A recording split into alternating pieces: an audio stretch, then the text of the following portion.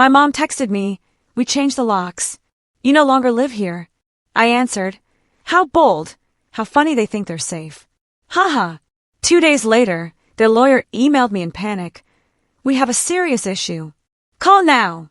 Imagine hitting rock bottom, job gone, savings drained, and forced to move back home. You think nothing could be worse, until you return to find every single lock on your childhood home changed, a text message chillingly confirming, "You don't have a home anymore." That's when I realized the war with my parents wasn't just emotional, it was real, and I was about to fight for my entire life. I'm Mackenzie Wilson, 28, and that nightmare unfolded last month. 4 years, my relationship with my parents, Patricia and Robert, had been complicated, to say the least. But this crossed a line I never imagined. Then, just 2 days later, an urgent email from their lawyer landed in my inbox, and let me tell you, it changed absolutely everything.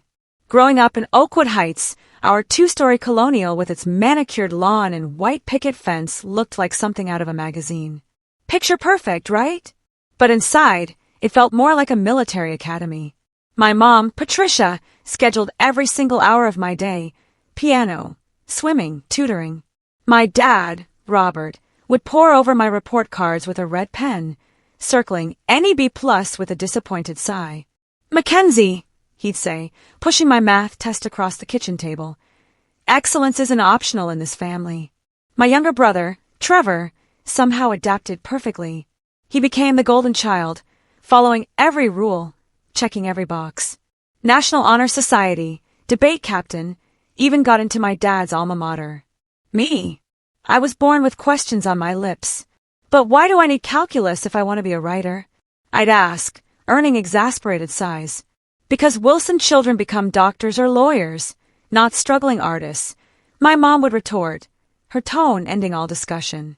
By high school, our home was a battleground. I joined the school newspaper. They enrolled me in pre-med summer camps. I chased journalism internships. They scheduled hospital volunteer hours. The constant push-pull exhausted us all, but neither side would surrender. When college applications rolled around, I secretly applied to business programs, pretending to pursue medicine. The day my acceptance letter from Northeastern's business school arrived with a partial scholarship, I finally laid my cards on the table. "I'm going for business, not medicine," I announced at dinner, sliding the letter across the table. The silence lasted 10 excruciating seconds. Then my father spoke. "Then you'll do it without our support." They weren't bluffing. While Trevor later got a fully funded education, I worked 3 jobs, bookstore mornings, waitressing evenings, weekend retail, to cover what my scholarship didn't. Those years taught me independence, but they carved a canyon between my parents and me that never fully closed. After graduation, I landed an entry-level marketing position at a promising tech startup. The salary barely covered my tiny apartment and student loans, but it was mine. For 3 years, I built my career, visiting my parents' house only on major holidays, where conversations stayed superficial and tense. Then COVID hit. Our startup lost funding, downsized, and eventually collapsed. With the job market frozen and my savings depleted after 2 months of unemployment, I faced the unthinkable, asking my parents to move back home temporarily. 6 months maximum, I promised, as they reluctantly cleared out Trevor's old room. Just until I find something stable. From day one, the arrangement was strained. They imposed the same rules as when I was 16. Curfews, chore charts, mandatory family dinners. My mother would subtly mention that medical school was still an option at your age. Every job rejection email became ammunition for their argument that I'd chosen the wrong path. Marketing for tech companies in this economy, my father would scoff. "You could have been halfway through your medical residency by now." Tensions escalated throughout my 6-month stay. My contributions to household expenses, whatever I could scrape together from freelance work, were dismissed as insufficient. My job search efforts were unfocused. Interviews for positions they considered beneath a Wilson were met with silent disapproval. The final straw came after I lost a promising job opportunity at a digital marketing agency. After 5 interviews, I had been second choice. Devastating news, which I received via email right there at the kitchen table. "Maybe this is a sign," my mother said, watching me fight back tears. Your grandmother would be so disappointed to see you struggling like this." That comment ignited something in me. My grandmother, my mother's mother, had been my greatest supporter before her death 3 years ago. She'd secretly slipped me checks during college and always told me to follow my passions. "Don't you dare tell me what Grandma would think." I snapped. She was the only one who ever supported me unconditionally. What followed was the worst argument we'd ever had. Words like ungrateful, failure, and disappointment flew across the room. I accused them of never loving me for who I was. They called me entitled and delusional. I stormed out to clear my head, spending the night at my friend Allison's apartment. The next morning, I had a job interview across town. Not my dream position, but something that would get me back on my feet. I sent a text to my mom, saying I'd be back that evening to talk more calmly.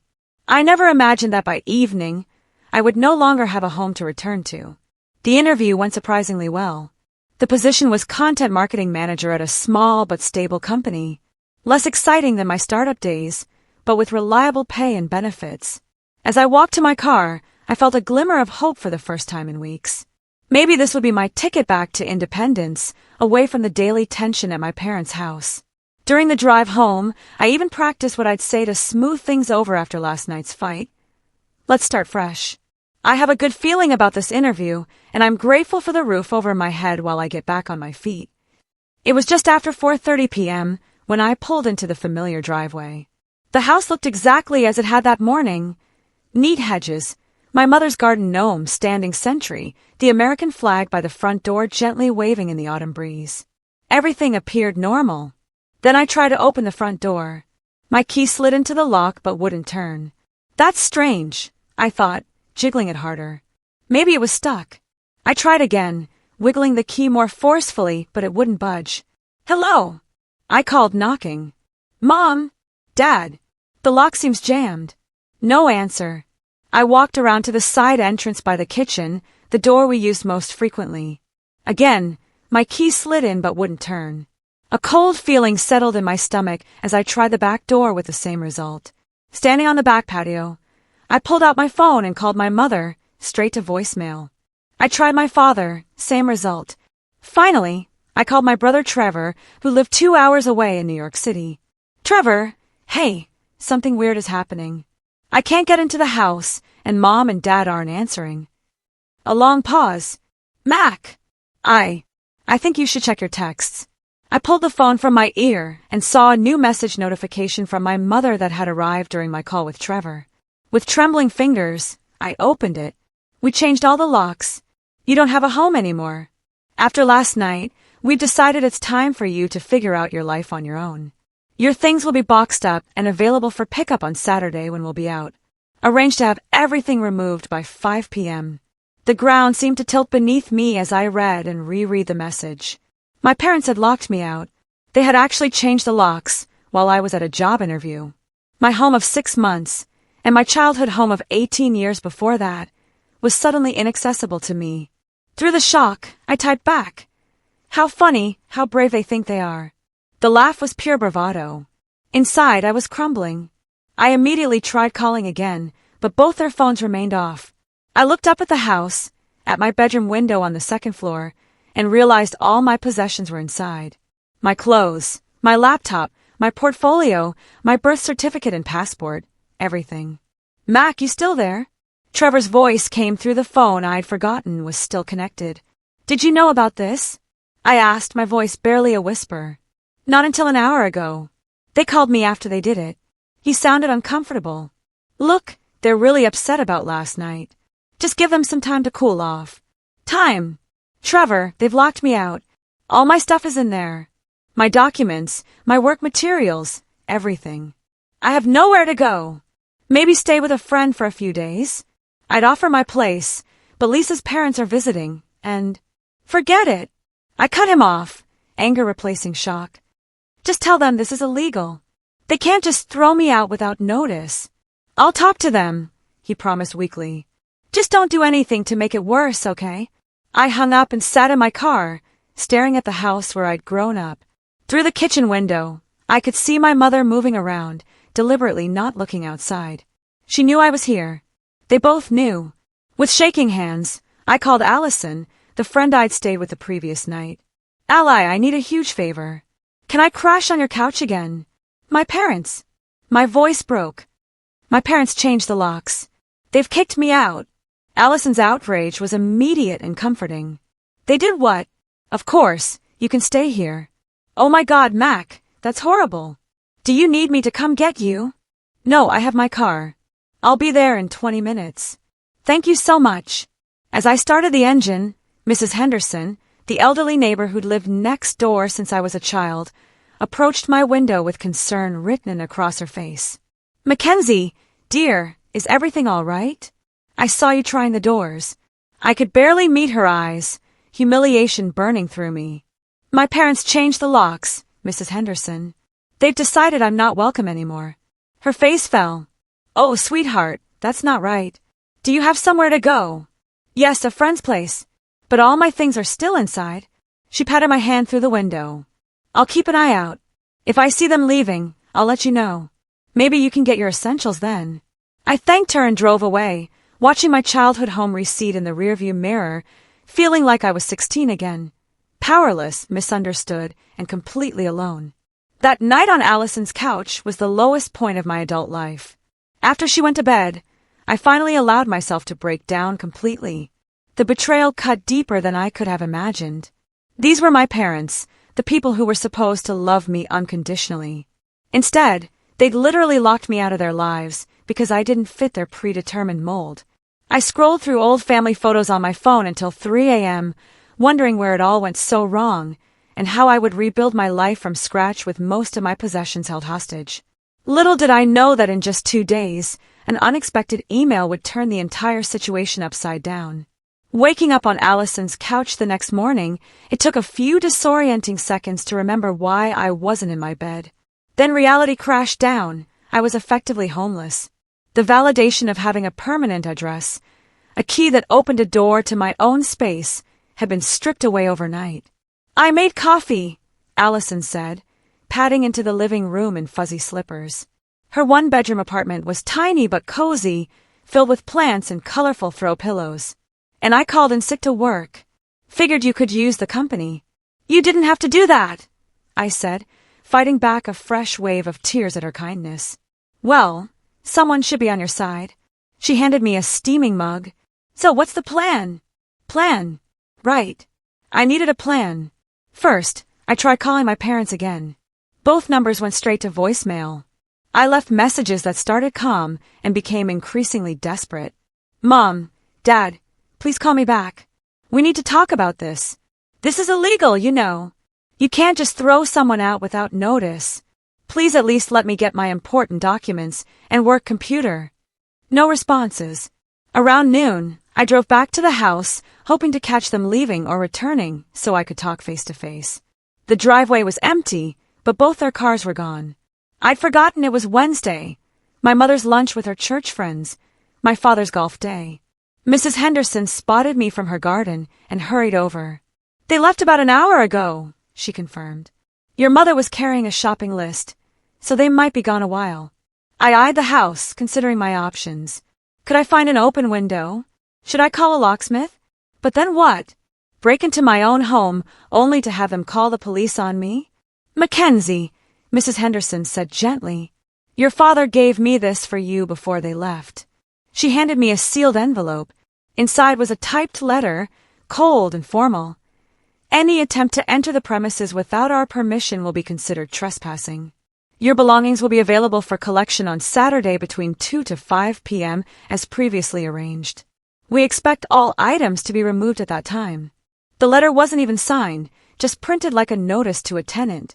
I don't understand how they can do this, I said, voice breaking. That's my home, too. Mrs. Henderson shook her head sadly.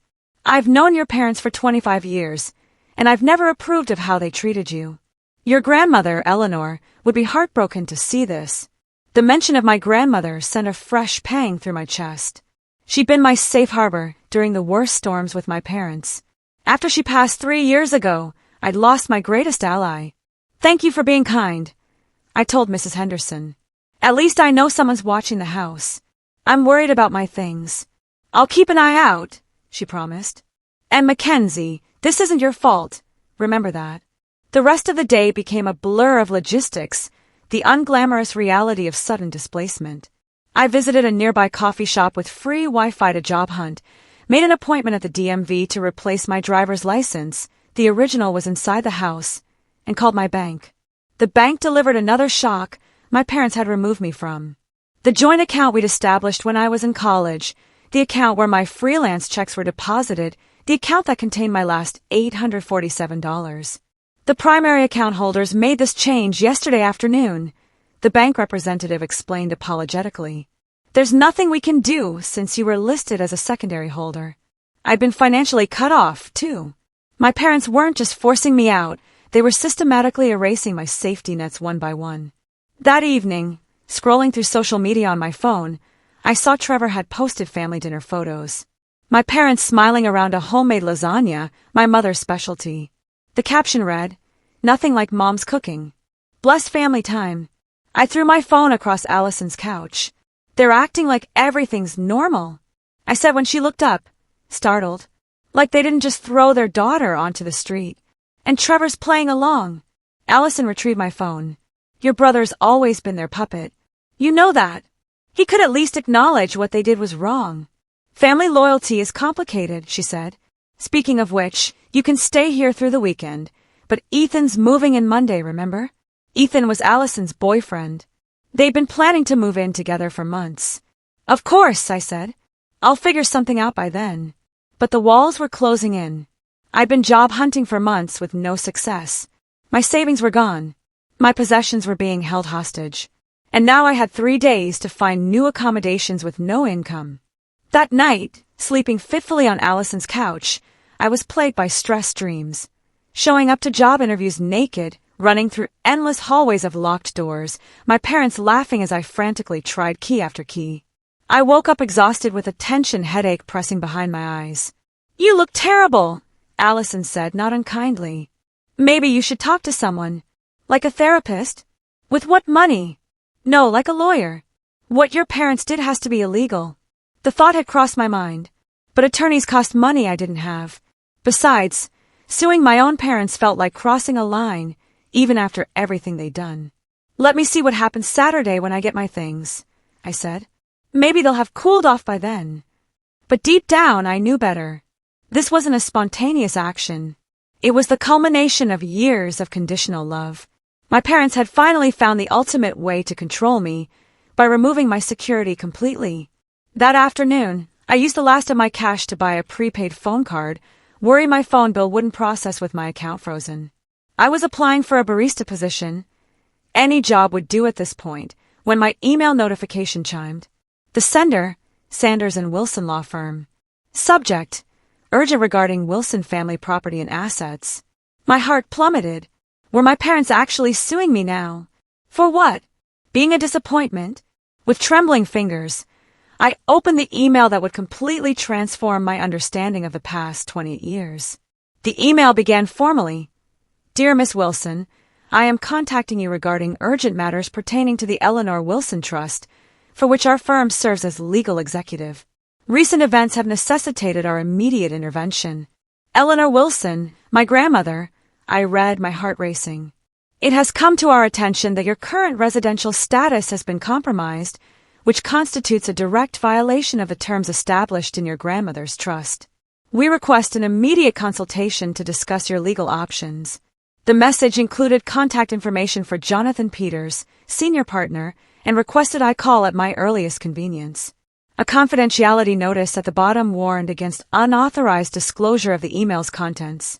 I read it 3 times, trying to make sense of it. My grandmother had a trust, one that somehow involved my residential status.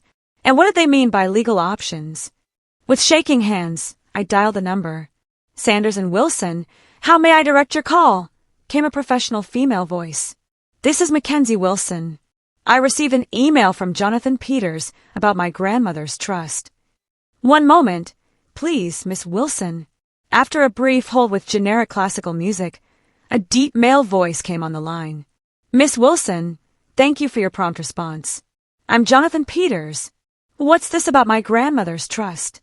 I wasn't aware she had one. That's precisely why we need to meet.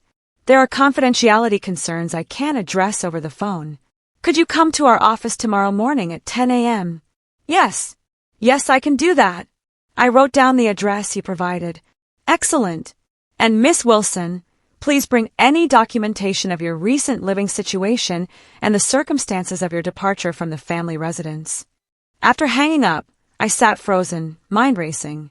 My grandmother had always been the family maverick, a successful business owner who married late, traveled extensively, and frequently butted heads with my mother over parenting philosophies.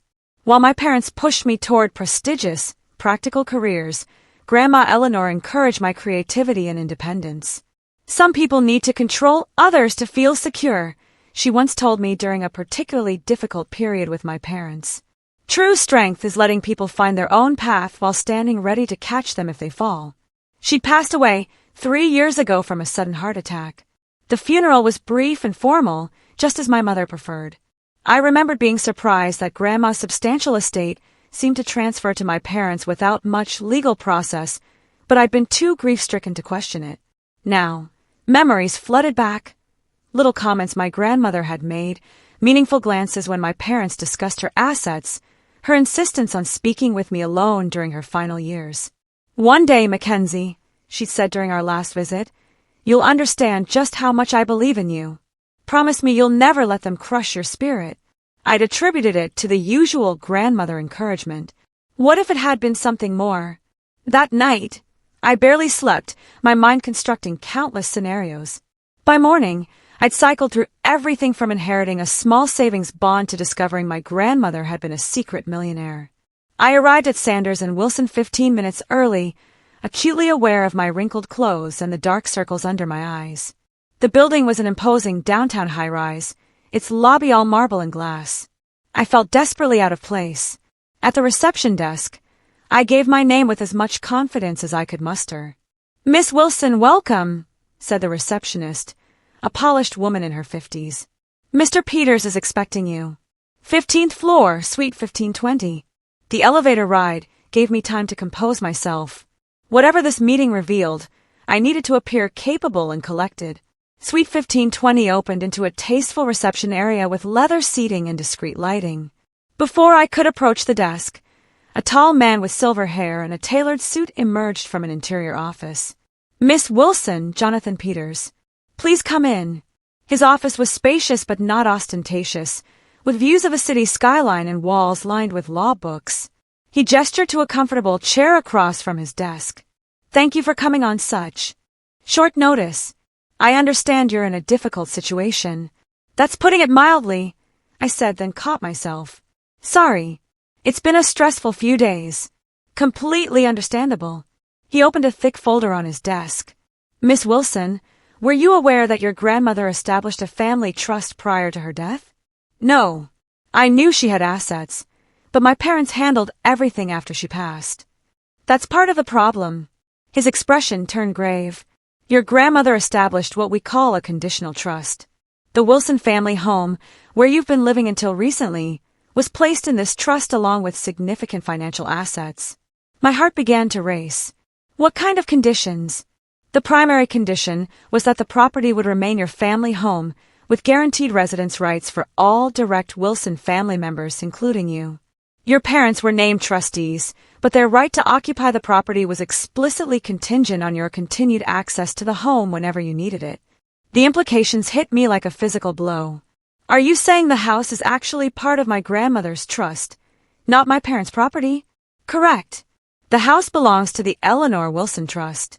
Your parents have been receiving a monthly stipend from the trust to maintain the property with the understanding that it would always remain available to you. And by changing the locks and barring me from entry, they violated the fundamental terms of a trust? He confirmed, which is why our firm, as the trust's legal executive, was automatically notified. Automatically notified? How?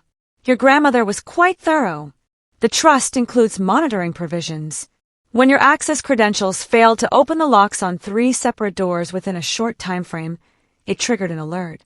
I must have looked stunned because he added gently, your grandmother anticipated potential family dynamics issues.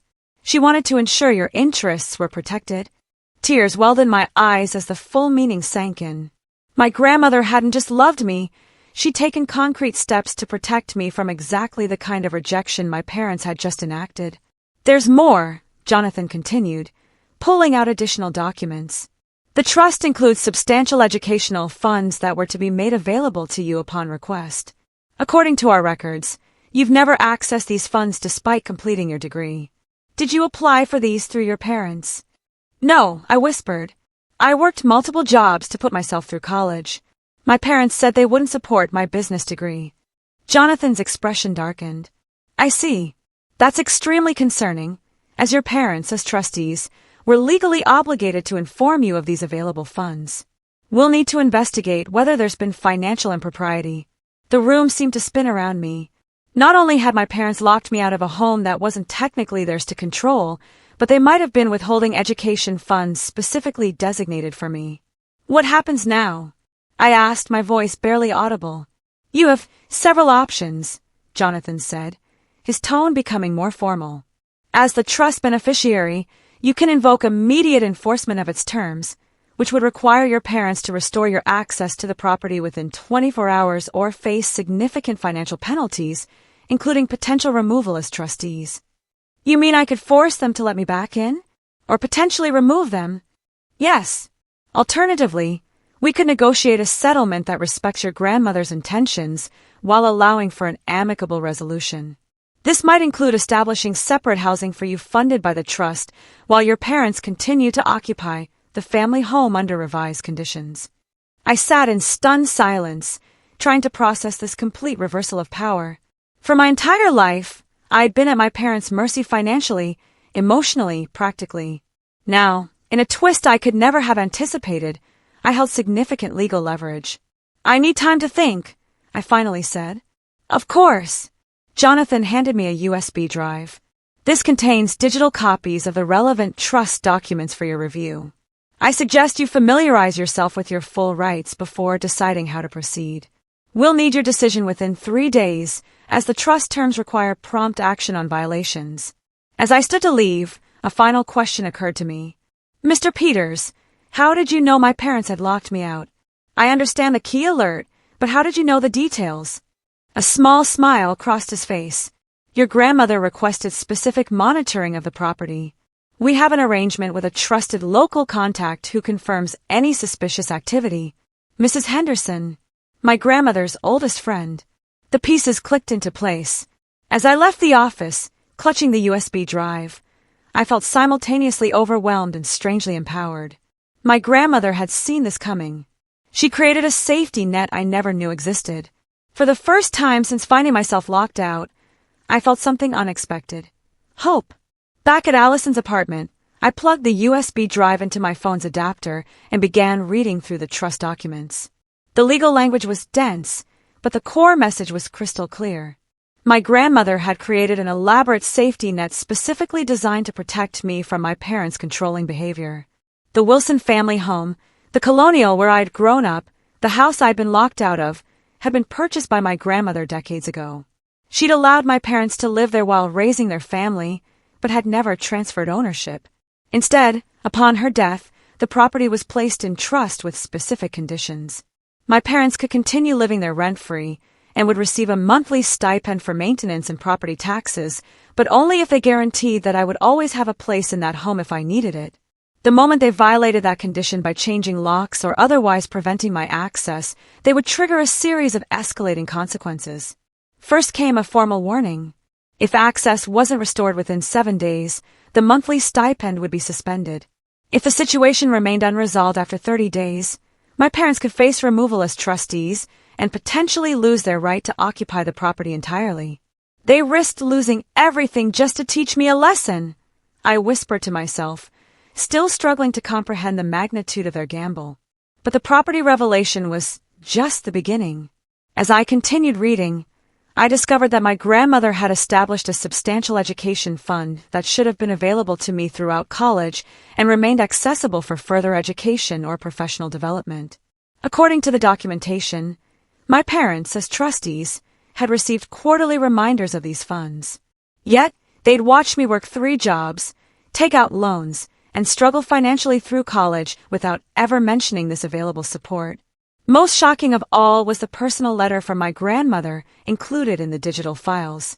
Dated just 2 months before her death, it spoke directly to me. My dearest Mackenzie, if you're reading this, then something has gone wrong.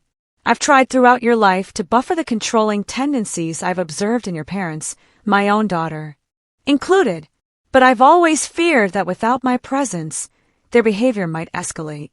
This trust is my way of protecting you even after I'm gone. You have always been brave enough to forge your own path, even when it was difficult.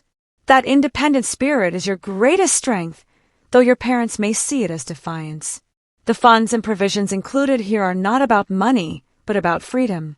The freedom to make your own choices without economic coercion.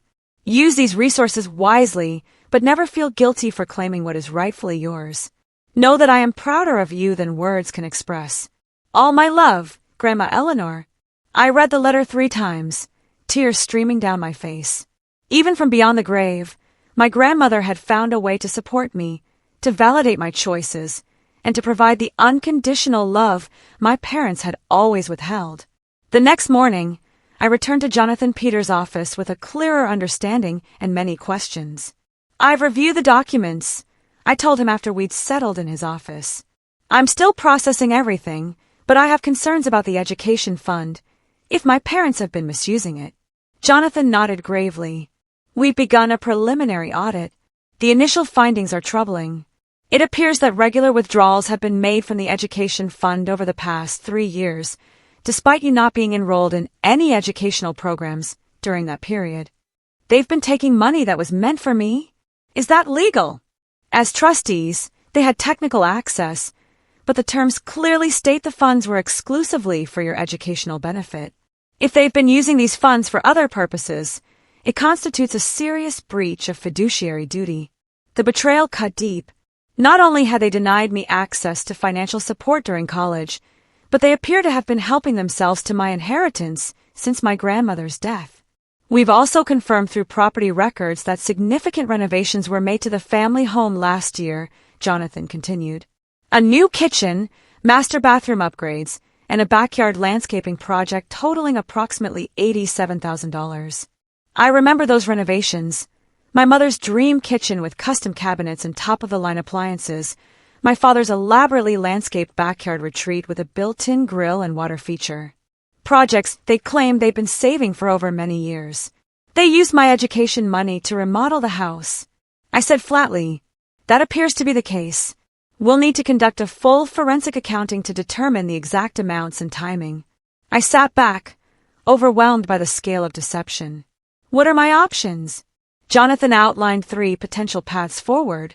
First, I could pursue immediate and full enforcement of the trust terms, which would likely result in my parents being removed as trustees, potential legal action to recover misappropriated funds, and a forced restoration of my residence rights. Second, I could seek a negotiated settlement that would acknowledge the violations, but allow for a more measured resolution, perhaps establishing separate housing for me funded by the trust while imposing stricter oversight of my parents' trustee activities. Third, I could attempt family mediation with legal representation present, trying to resolve the situation while preserving some family relationship. Given what I've learned, why would I choose anything but the first option? I asked. Jonathan leaned forward, his expression serious. Miss Wilson, in my 30 years of practice, I've seen how family legal battles can unfold. Even when someone has been deeply wronged, as you have been, the emotional cost of a protracted legal fight against one's own parents can be devastating. I would be remiss not to present all options. I appreciated his candor. What would you recommend? I suggest we begin with a formal legal notice outlining the trust violations and your rights as beneficiary. This gives your parents an opportunity to respond before we take more aggressive action. Sometimes, simply demonstrating that the power dynamic has shifted is enough to bring the other party to the table. It made sense. Let's do that. I'll prepare the documents today. We can deliver them tomorrow. As I stood to leave, another question nagged at me. Mr. Peters, did my grandmother ever express why she set up such elaborate protections? Did she know my parents would do something like this? He considered his words carefully. Your grandmother was a remarkably perceptive woman. During our discussions about this trust, she expressed concern about what she called conditional love, the tendency of your parents to withdraw support whenever you made choices they disagreed with. She believed this pattern might escalate after her passing. She saw it all so clearly, I murmured. Indeed, her primary concern was ensuring you would have the freedom to build your life on your own terms without economic coercion. That's why the trust includes not just housing provisions, but educational and career development funds as well. As I left the law office, I felt a complex mix of emotions: grief for my grandmother, who had understood my struggles so deeply, rage at my parents for their deception, and a growing sense of determination. This wasn't just about reclaiming my place in the family home anymore. It was about standing up for myself in a way my grandmother had always believed I could. The formal legal letter was delivered to my parents the following day by courier. Jonathan called to confirm receipt and warned me to prepare for their reaction. It came within hours, a barrage of calls and texts from both parents, ranging from incredulous to furious to suddenly conciliatory. "What is the meaning of this?" my father demanded in his first voicemail. "Some lawyer shows up with ridiculous accusations about your grandmother's wishes. This is outrageous." My mother's approach was more emotional. "Mackenzie, I can't believe you would do this to your own family. After everything we've done for you. Please call us immediately." An hour later, their tone had shifted dramatically. "Honey, there's clearly been a misunderstanding," my mother's text read. "We never intended for you to leave permanently. Let's talk this through as a family." I forwarded each message to Jonathan without responding directly. His advice was clear: let the legal process work without getting drawn into emotional manipulation. Late that evening, Trevor called. "Mac, what the hell is going on? Mom and Dad are completely freaking out about some trust and lawyers showing up at the house. Did they tell you what they did? Locking me out? Taking my education money?" A long pause. "They said you're twisting things, that Grandma's trust was meant for the whole family and you're trying to use it against them." I laughed bitterly. "Of course, that's what they said. Ask them about the $87,000 kitchen remodel paid for with my education fund. That can't be right. They said they saved for years. Trevor, I have the financial records. They've been stealing from me since Grandma died, just like they've been controlling both of us our entire lives." Another long silence.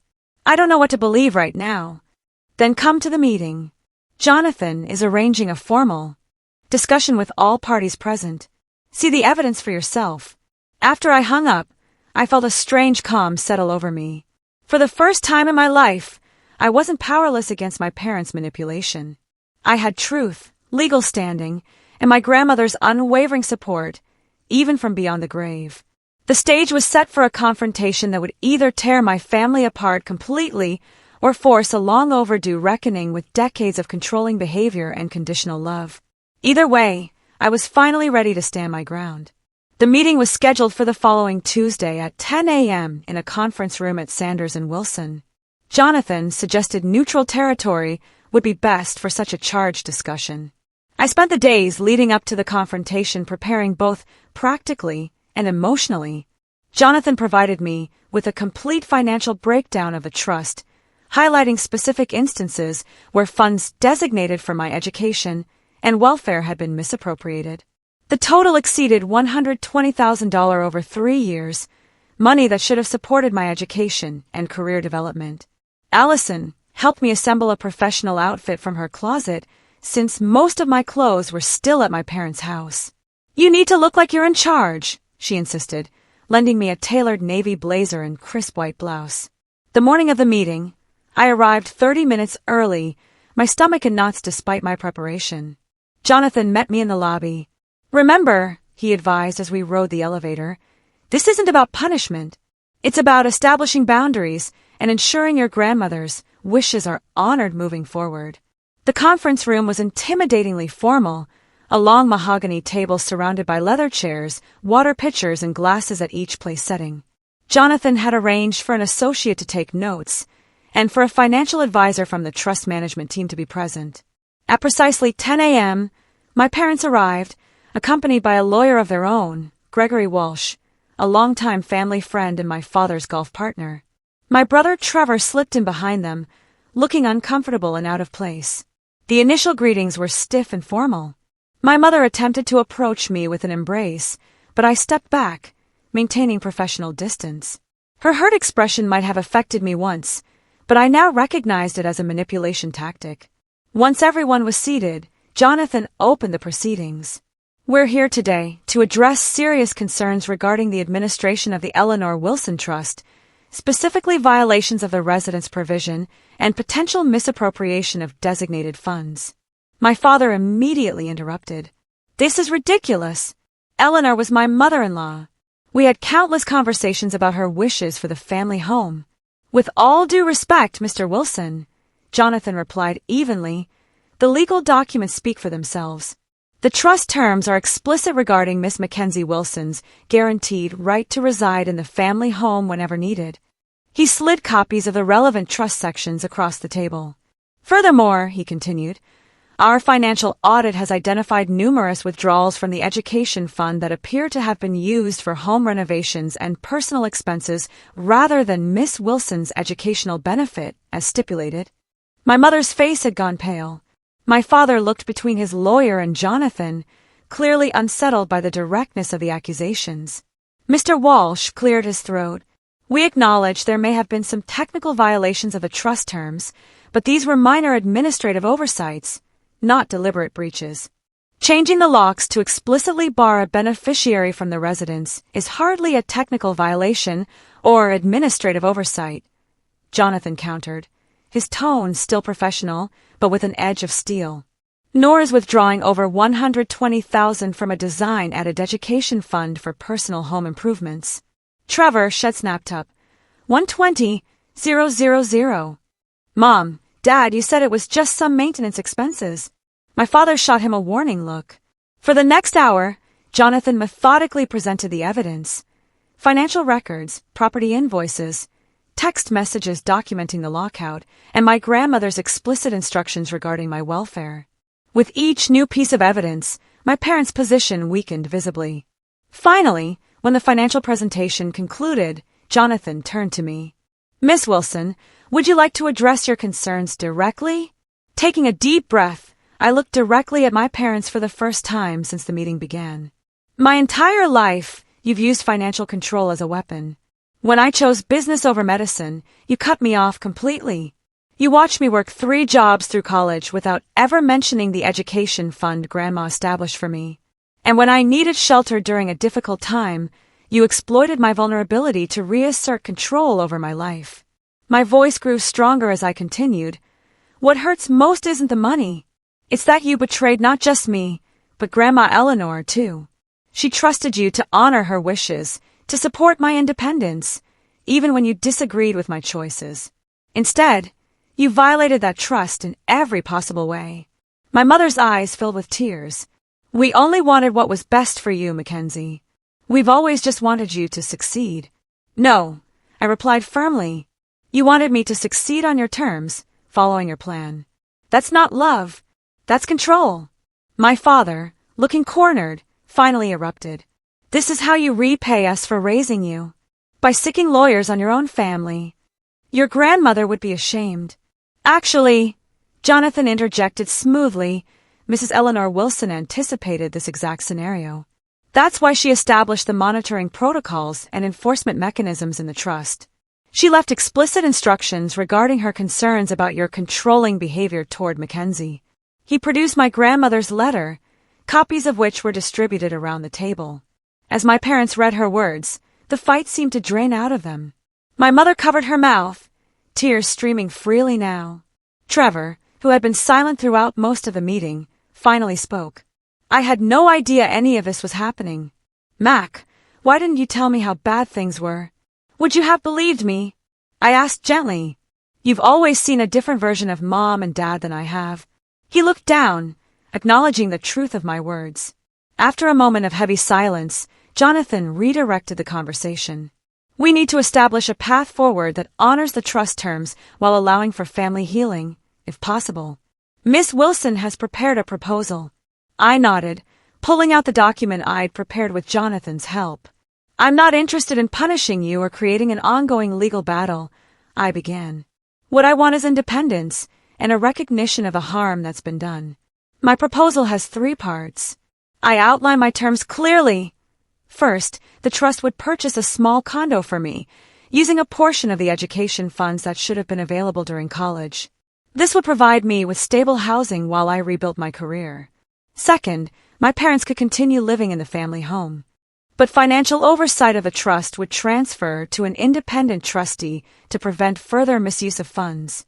Third, we would commit to family therapy to address the patterns of control and conditional support that had damaged our relationship for decades. And if we refuse? My father asked, though his usual confidence had evaporated. Jonathan answered before I could. Then we proceed with formal enforcement of the trust violations. This would likely result in your removal as trustees, potential legal action to recover misappropriated funds, and a significant reduction in your benefits under the trust.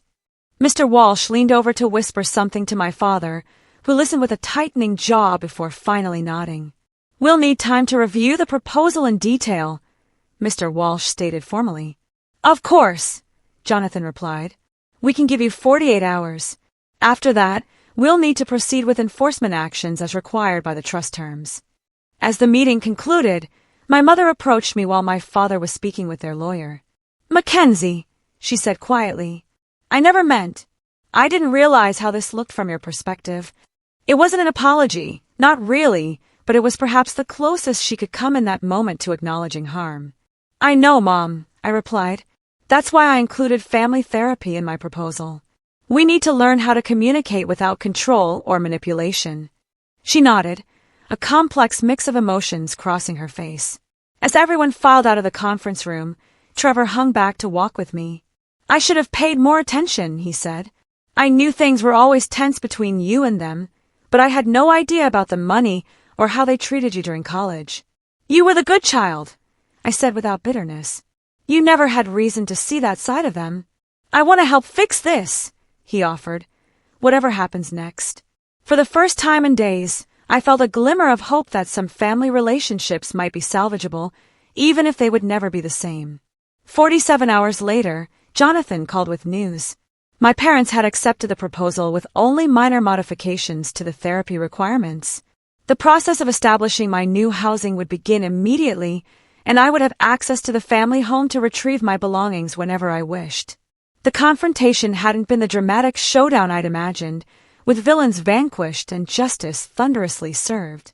Instead, it had been something more complex, a painful but necessary dismantling of harmful patterns that had persisted for decades. As I hung up the phone, I realized my grandmother had given me not just financial security, but something far more valuable, the opportunity to break the cycle of conditional love and control that had defined my family for generations.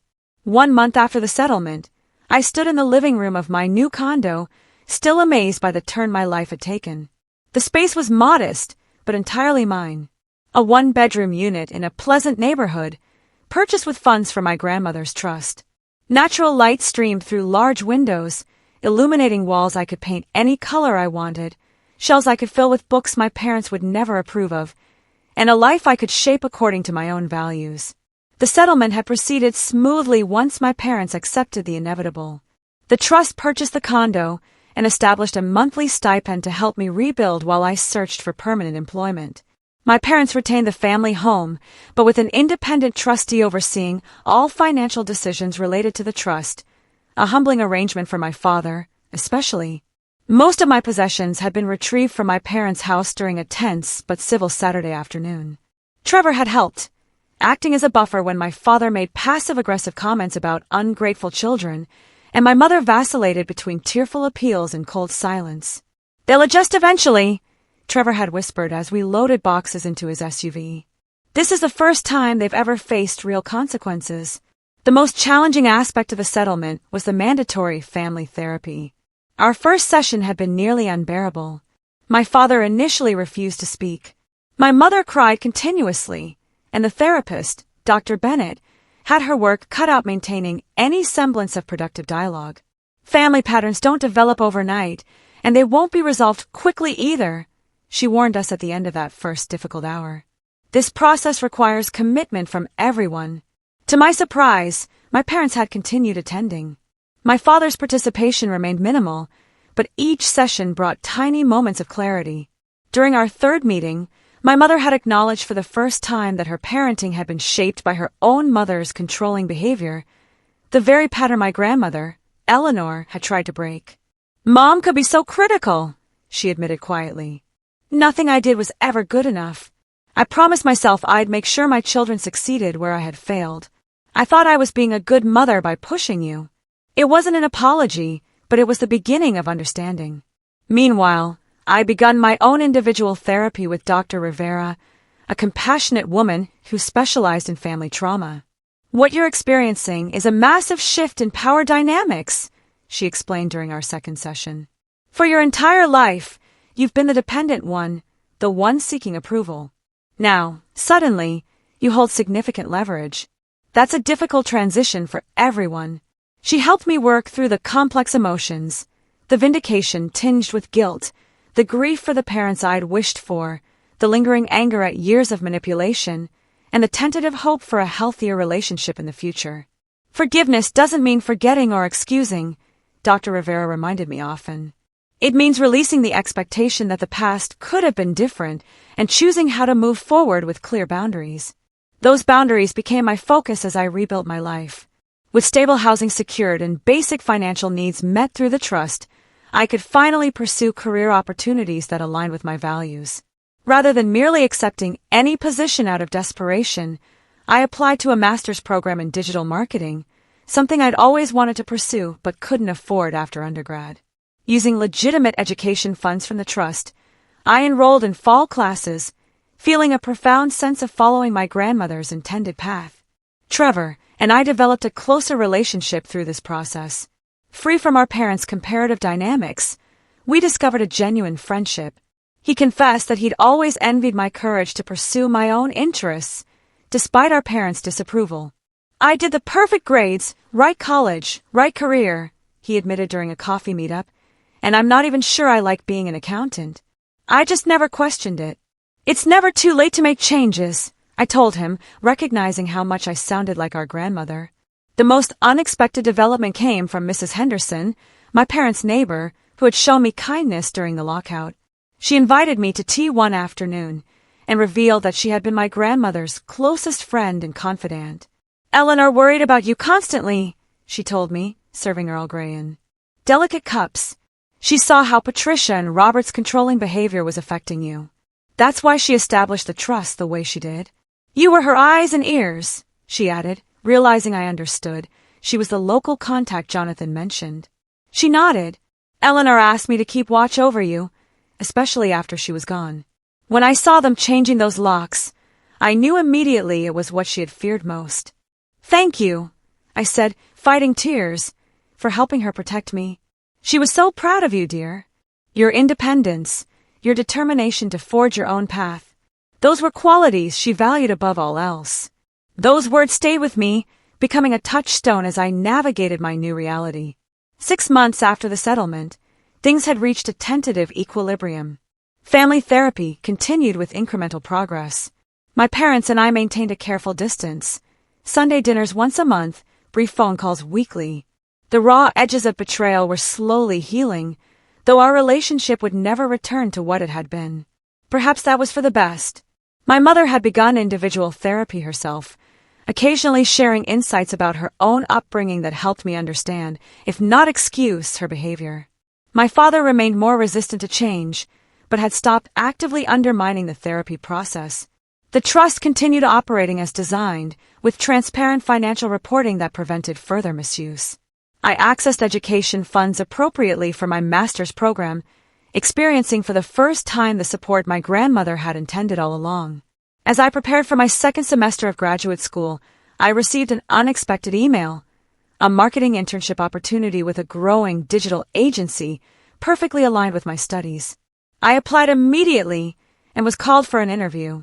The morning of the interview, I stood before my mirror, professional and confident in a way I hadn't been during those desperate job searches months earlier. On my nightstand sat a framed photo of my grandmother, Eleanor. Her wise eyes and subtle smile, seemingly approving of the woman I was becoming. I picked up the photo, speaking softly to her image. You saw it all coming, didn't you? You knew I'd need protection, and you made sure I had it when the time came. I wish you were here to see that your plan worked. In that quiet moment, I realized the profound gift my grandmother had given me, not just financial security, but the chance to break generational patterns of control and conditional love. She had created the safety net that allowed me to stand firm in my own truth and build a life based on authenticity rather than others' expectations. As I headed out the door to my interview, I felt her presence with me, along with a deep sense of gratitude for her foresight and unconditional love. The journey hadn't been easy, and there was still healing ahead, but I was finally walking a path of my own choosing, exactly as my grandmother had intended. Have you ever had to stand up to family pressure or expectations to follow your own path? What did it cost you, and what did you gain? I'd love to hear your stories in the comments below. And if this story resonated with you, please like and subscribe to follow more of my journey. Sometimes the family we choose and the boundaries we set are the most important steps toward finding our true selves. Thank you for watching, and remember that you deserve support that doesn't come with strings attached.